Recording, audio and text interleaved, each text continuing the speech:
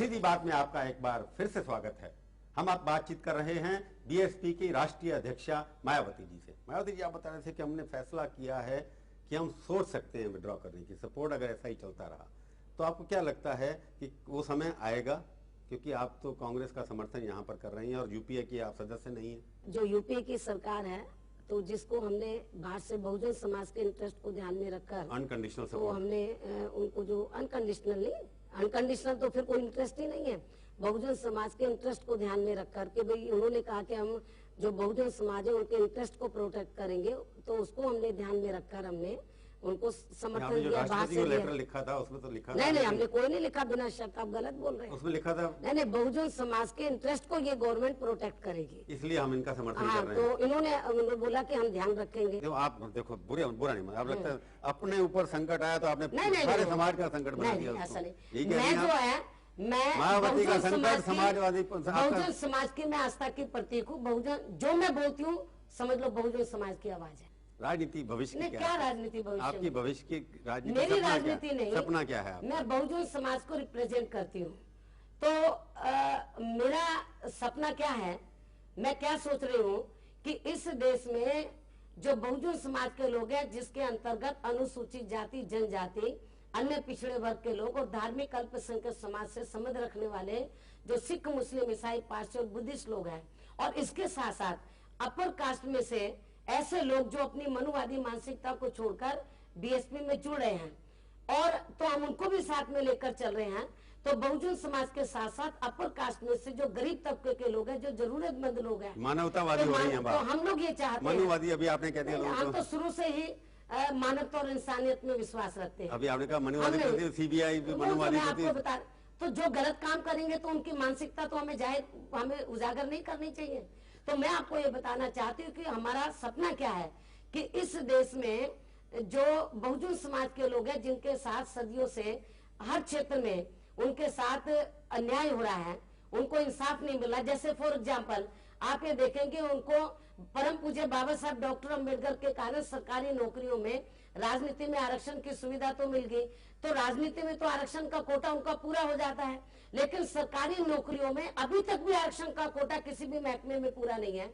कब बीजेपी की सरकार रही हो चाहे आज कांग्रेस की सरकार है, आरक्षण के कोटे को इनडायरेक्टली किस तरीके से एक तो आपको लगता है कि आरक्षण को खत्म कर रहे हैं? जैसे बीजेपी चल रही थी, एक मिनट, जैसे बीजेपी चल रही थी जिस रास्ते पे, आज उस रास्ते पर कांग्रेस चल रही है। आपके समर्थन से चल रही है।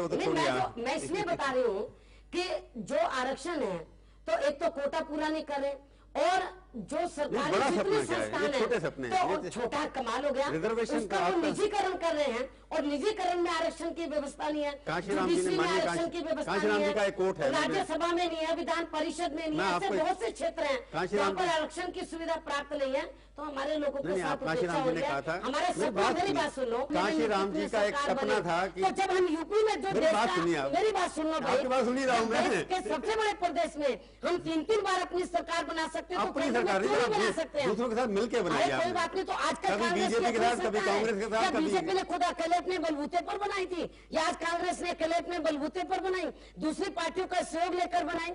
तो ये ऐसे बात नहीं है। तो जब हम यूपी में बना सकते हैं तो सेंटर में क्यों नहीं बना सकते? बनाएंगे दोबारा, यूपी में भी बनाएंगे, सेंटर में भी आगे चल के बनाएंगे। सेंटर में हम बहुजन समाज को इस देश का मालिक बनाना चाहते हैं, बाबा साहब डॉक्टर अम्बेडकर के सपनों को साकार बनाना चाहते हैं। आप इस देश की मैं काशीराम जी को कोट कर रहा हूँ। काशीराम जी का कहना ये था कि हमारी, काशीराम जी का फिलॉसफी ये है कि जितनी स्थिरता रहेगी उतना बहुजन समाज को फायदा होगा। उन्होंने ये सरकारें गिराते रहेंगे तो हम ज्यादा जी ने ये बात कब कही थी कि जब तक बहुजन समाज पूरा तैयार नहीं हो जाता है तब तक सरकारें गिरती रहे तुम्हारे फायदे में, कि राजनीति में यदि स्थिरता रहती है हमारे हित में है, लेकिन जिस दिन बहुजन समाज तैयार हो जाएगा तो फिर स्थिरता अस्थिरता का मतलब क्या रहेगा? अभी तैयार नहीं हुआ ना, अभी तैयार नहीं हुआ ना, तेजी से तैयार हो, अभी भी सरकार गिराने की कोशिश करेगी ना। गिराने का क्या मतलब?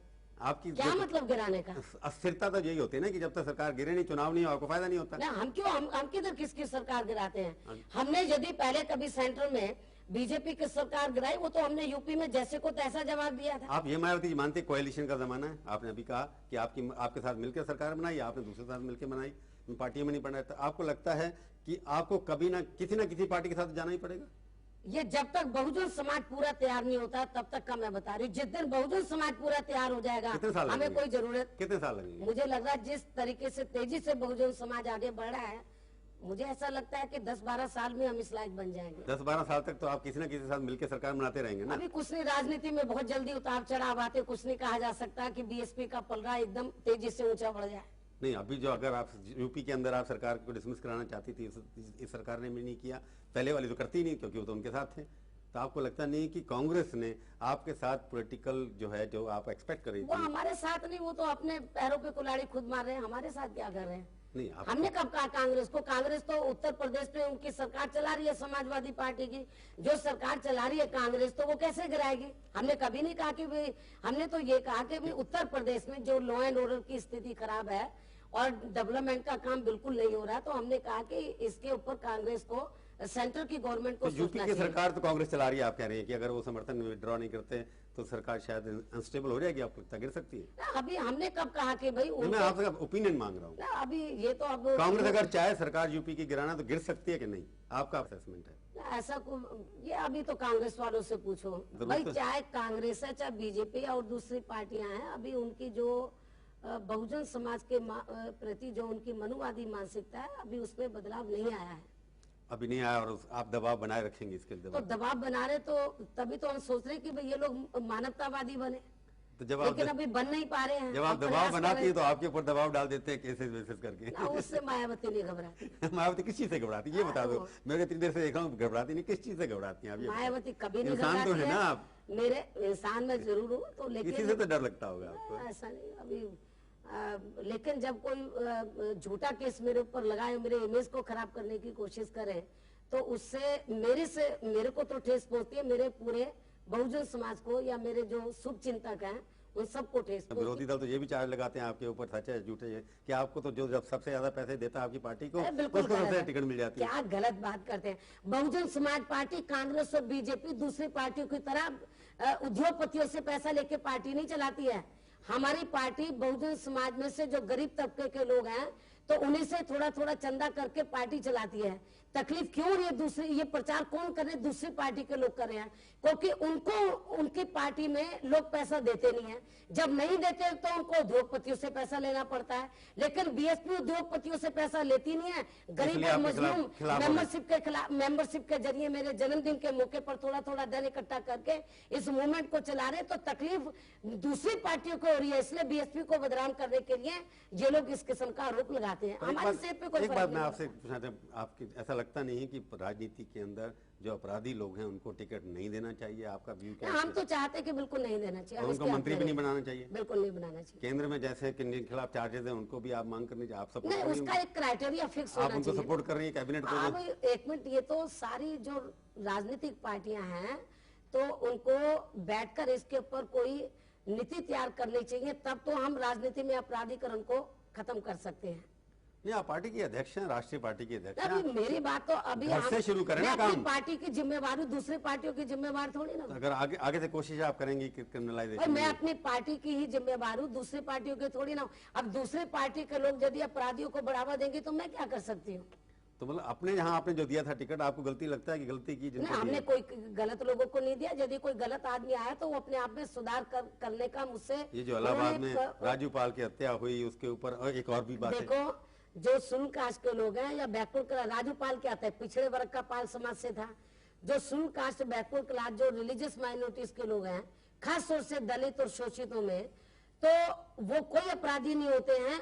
उनको तो अपराधी जबरन बनाया जाता है। उनमें से कोई ताकतवर आदमी बन के आगे निकलता है तो उसको बदनाम करने के लिए उनके ऊपर गलत मुकदमे चलाए जाते हैं। बहुजन समाज के ऊपर आ जाती है तो मेरे ऊपर आती है, मेरे ऊपर आती है तो बहुजन समाज के। मायावती बहुजन समाज, मेरी आवाज ही बहुजन समाज की आवाज है। ठीक बात है, जैसे Indira is India, Mayawati BSP, Mayawati Bahujan Samaj है, बहुजन समाज मायावती, इन दोनों का इंटरेस्ट प्रोटेक्ट करना आपकी एक राजनीति है। आगे देंगे आप क्या करेंगे? स्टूडियो में आए, बहुत बहुत धन्यवाद।